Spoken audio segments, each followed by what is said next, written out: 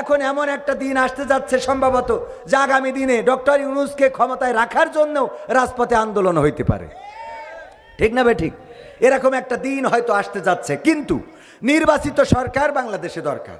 নির্বাচিত সরকার থাকলে জবাবদিহিতা থাকে, জনগণের কাছে দায়বদ্ধতা থাকে। এটা যেমন ঠিক, তেমন নির্বাচিত সরকার যেন এমন না হয় যে তাদের কর্মীদেরকে অন্যায়ের লাইসেন্স দিবে, তাদের কর্মীদেরকে ধর্ষণের লাইসেন্স দিবে, তাদের কর্মীদেরকে চাঁদাবাজের লাইসেন্স দিবে। এমন সরকার বাংলাদেশের জনগণ আর দেখতে চায় না। এমন সরকারের চেয়ে বর্তমান যে আছে দরকার হলে সেই থাকুক, তাও যেন এমন সরকার না আসে। ঠিক না ঠিক? কারণ এতদিন 16টা বছর কথা বলতে দেয় নাই, কথা বলা যায় নাই, রাজপথে নামতে দেয় নাই, মামলা হামলা জেল জুলুম এতটাই হয়েছিল যে আমাদের এক বক্তা বললেন যে উনি গিয়েছেন এক জায়গায়, যাওয়ার পরে বলতেছে চলেন আলহাজের চায়ের দোকান থেকে একটু চা খেয়ে আসি। তো চায়ের দোকানে যেয়ে দেখে যে চায়ের দোকানদার তার চেহারা দেখে বোঝাই যাচ্ছে যে এই লোক অন্তত আলহাজ হইতে পারে না। যেমন এই যে দেখেন আমাদের আলহাজ আব্দুর রউফ সাহেব, চেয়ারম্যান সাহেব, ওনার চেহারা দেখলে কিন্তু বোঝাই যাচ্ছে উনি একজন হাজি মানুষ, কারণ স্ট্যান্ডার্ড, ওনার টাকা পয়সা আছে, হজে যাওয়ার মতো অ্যাবিলিটি আছে। ঠিক না ঠিক? কারণ হজে যাওয়ার একটা টাকা, এটা তো অ্যাবিলিটি। ওমরা হইলে তো একটা কথা ছিল যে ভ্যান চালক রিক্সা চালক তারা যাইতে পারে। তো বলতেছে যে চায়ের দোকানদারের বলতেছে ভাই এটা কি আসলে আলহাজের চায়ের দোকান? কয় হ্যাঁ। তো সে কয় আমি। তো আপনি হজ করেছেন কত সালে? কয় হুজুর মাইন্ড করবেন না, আমি আসলে হজ করিনি, আর আমি আসলে আলহাজও না, আমি হলাম জেল হজ। কি হজ? জেল হজ। তো জেল হজ কেন? তা বলতেছে যে হুজুর আমি ওই গাঞ্জার ব্যবসা করতাম। কের ব্যবসা? আপনাদের এদিকে ডালির ব্যবসা আছে? হ্যাঁ, ডালির, বুটির ডাল। হ্যাঁ, ও ফেন্সি ডাল। হ্যাঁ, আচ্ছা। তো যাই হোক, এখন ওগুলো না বলিও, যারা আল্লাহ মাফ করুক। আমার গতকালকেও এই অঞ্চলে মাহফিল ছিল। কোন জায়গায়? এদিকে কাকডাঙ্গা। তো বলতেছে যে হুজুর আসেন কাশির সিরাপ খাওয়াই দোকানে। আমি বললাম শয়তান, আমি বুঝি না কাশির সিরাপ। আমার অত কাশি এখনো হয়নি। কত বড় খাটাস, আমার বলতেছে যে কাশির সিরাপ খাওয়াবো। মজা করে বলেছে। হ্যাঁ, এই যে চেয়ারম্যান বলেছে মানে কাশির সিরাপের নাম করে খাওয়াই দিয়ে ছবি দিলে। যাই হোক, আলহামদুলিল্লাহ, চেয়ারম্যান সাহেব সত্যি সুন্দর একজন মানুষ। উনি কথা বলবেন আমার পরে। আমিও প্রধান বক্তা চলে এসেছে, 12টার মধ্যে 11টার মধ্যে ছেড়ে দেবো ইনশাআল্লাহ।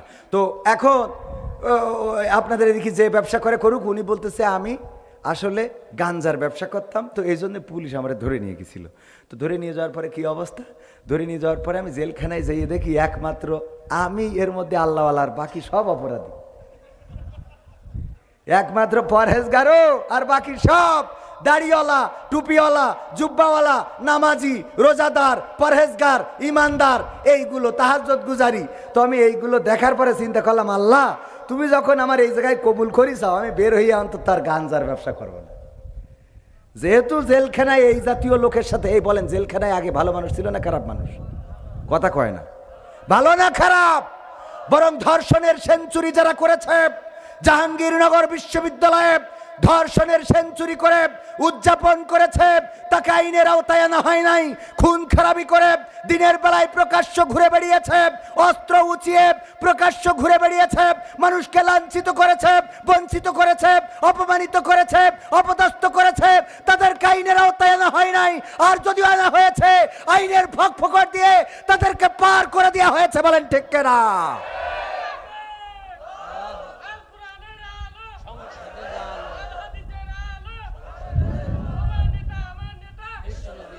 সম্মানিত ভাইয়েরা, করে ওয়েলকাম। যদি ভাতা দিতে চায় বেকারদের, তাও ওয়েলকাম, পাক না কিছু ভালো কিছু হোক। আমরা যেটা বলতে চাই, যদি বাংলার জমিনে বিএনপি আল্লাহর অনুশাসন কায়েম করে, তাইলে বিএনপির পক্ষে থাকার দরকার আছে না নাই? কিন্তু বাংলার জমিনে যদি জামাত ইসলাম, হেফাজতে ইসলাম চরমনায়, তারা যদি ইসলামের বিরুদ্ধে চলে যায়, আল্লাহ ও তার রাসূলের বিরুদ্ধে দল করে, কোরআনের বিরুদ্ধে কথা বলে, তাইলে এমন ইসলামী দল কি করা যাবে? জামাতের আমির যদি ইসলামের বিরুদ্ধে চলে যায়, জামাত ইসলাম হেফাজত চরমনায় ইসলামের কথা যারা বলে বেড়ায়, তারাও যদি ইসলামের বাইরে কথা বলে, তাইলে তাদের বিরুদ্ধে রাজপথের নামতে আমরা রাজি আছি না নাই? ওগো আমার ভাইয়েরা, আল্লাহর নবী এমন একটা সমাজ এনে দিলেন কোরআনের আলোকে।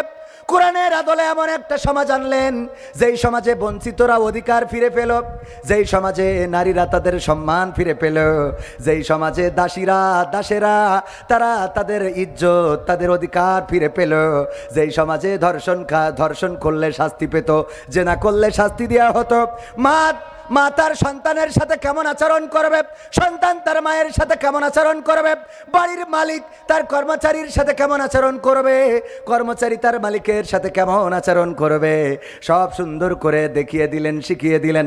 এমন একটা সমাজ গড়ে দিলেন ওমর রাদিয়াল্লাহু তাআলা আনহুর জামানা। দুইজন যুবক একজন যুবককে ধরে নিয়ে এসেছে, এসে বলল, ওগো ওমর, আমাদের এই যে যুবকটারে ধরে এনেছি সে আমাদের বাবাকে হত্যা করেছে, আমরা বিচার চাই। ওমর রাদিয়াল্লাহু তাআলা আনহু বললেন, ঠিক আছে। ওই যুবককে বিচারের কাঠগড়ায় দাঁড় করানো হলো। বাকি দুইজন যুবক দাঁড়ালো অপর পাশে। বলল, গো যুবক, তো বলো তোমাদের অভিযোগ কি? দুইজন যুবক বলল, ওই যে যুবকটা সে আমাদের পিতাকে হত্যা করেছে, পাথর নিক্ষেপ করে মেরে ফেলেছে, আমরা এর বিচার চাই। ওই যুবককে জিজ্ঞাসা করা হলো, তারা যে অভিযোগ করেছে কথা সত্য না মিথ্যা? বলল, সত্য। আসলেই কি হত্যা করেছ? বলল, ওগো ওমর, আমি মিথ্যা বলবো না, আসলেই হত্যা করেছি। তবে হত্যা করা আমার উদ্দেশ্য ছিল না। আমার একটা উট উনার খেতে যে উনার বাগান নষ্ট করেছে অথবা খামারের ফসল নষ্ট করেছে, এই কারণে পাথর নিক্ষেপ করেছে, আমার উটের চোখে লেগেছে, উটটা ছটফট করছে, এটা দেখে আমি একটা পাথর নিয়ে উনার বাবার দিকে মেরে দিয়েছি। এই পাথরের আঘাতে তার বাবাও মারা গিয়েছে। আমার উদ্দেশ্য ছিল না মেরে ফেলা, কিন্তু যেহেতু সে খুন হয়ে গেছে, যেহেতু তাকে হত্যা করা হয়ে গেছে, সুতরাং আমি অপরাধী। ওমর রাদিয়াল্লাহু তাআলা আনহু দুইজন যুবককে জিজ্ঞাসা করলেন, তোমরা কি চাও? রক্তপণ যদি চাও রক্তের দাম দিবে, যদি ক্ষমা করে দিতে পারো এখতিয়ার আছে, আর যদি শাস্তি চাও হত্যার বদলে হত্যা কিসাস কায়েম করা হবে। দুইজন যুবক বলল, আমার বাবার হত্যার বদলে আমরা হত্যা চাই। ওমর রাদিয়াল্লাহু তাআলা আনহু বললেন, ওগো যুবক, যেহেতু নিজেই অপরাধ স্বীকার করেছ, সুতরাং তোমাকে কতল করা ছাড়া আর কোনো আইন আমাদের হাতে নাই, আর কোনো ব্যবস্থাও নাই। তোমার শেষ ইচ্ছা কি, তোমার আকাঙ্ক্ষা কি, তুমি কি চাও আমাদের কাছে ব্যক্ত করতে পারো? ওই যুবক বলল, ওগো ওমর, একটু সুযোগ চাই, আমি বাড়িতে যাব, আমার এতটুকু সময় দিতে হবে, তারপরে আমি চলে আসব। আমি বাড়িতে যাব, আমার একটু সময় দিতে হবে, 1 ঘন্টা 5টা ঘন্টা অথবা একদিন একটা সময় নিলেন।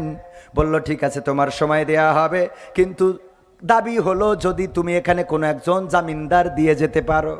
কি দিয়ে যেতে পারো? জামিনদার দরকার আছে না নাই? আছে না আমার মুক্তার, আছে না আমার ব্যারিস্টার? হ্যাঁ, সেই বিচার কি জন্য বলে? রোজ হাসরের ময়দানেতে তিনি আমায় করবেন পার, আমি পাপী তিনি জামিনদার, আমি পাপী তিনি জামিন।